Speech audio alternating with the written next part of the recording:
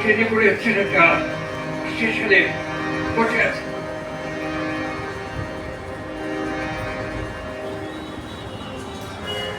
লোকজন আছে, দেখছে একজন সন্ন্যাসী বসে আছেন। তারা নানা কথা জিজ্ঞাসা করছে, জিজ্ঞাসা করে সবদিকে প্রণাম করে চলে যাচ্ছে। ঘন্টার পর ঘন্টা সবজি বসে আছে,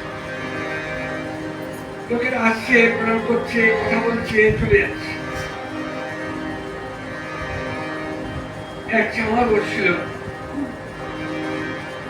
সে বললো, সামনে তুমি তো সকাল থেকে বসে আছি আর লোকের সঙ্গে গল্প করছো, তোমাকে কিছু খাওয়া হয়নি। এক কাজ করি, আমি কিছু চাল ডাল নিয়ে আসি, যে কাঠটা গেলে তুমি রান্না করে খেয়ে নাও। স্বামীজি বলছেন, জানিস আমার একটা ব্রত আছে, আমি সন্ন্যাসী, তো আমার একটা ব্রত আছে যে আমি আগুন স্পর্শ করব। তাই আমি তো রান্না করতে পারবো না, এখন তুই যদি রান্না করে দিস তাহলে আমি খেতে পারবো। সে কি, আমি চামার, আমার হাতে তুমি খাবে? হ্যাঁ খাবো,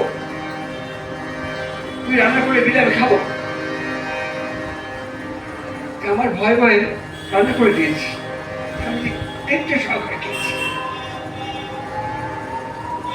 আবার সেই লোকের আসছে যাচ্ছে, স্বামীর সঙ্গে কথা বলছি। আমাকে দেখে বলছে, তুই এখানে বসে আছিস কেন রে? তুই যা এখান থেকে, দাঁড়িয়ে দিচ্ছি। স্বামীজি বলছে, জানো ও আমায় আজকে রান্না করে খাইয়েছে।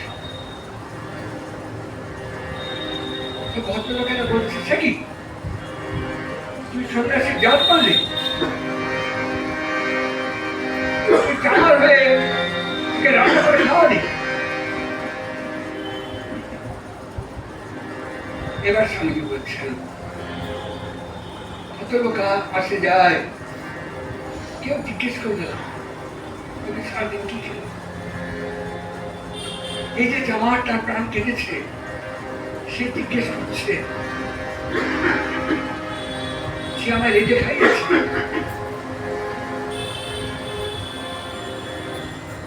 আমি জন্ম জন্ম ধন্য হয়ে গেছি জামার হাতে রান্না খেয়ে। এই আমার স্বামী বিবেকানন্দ, এই আমার ভারতের সনাতন ধর্ম, এই হল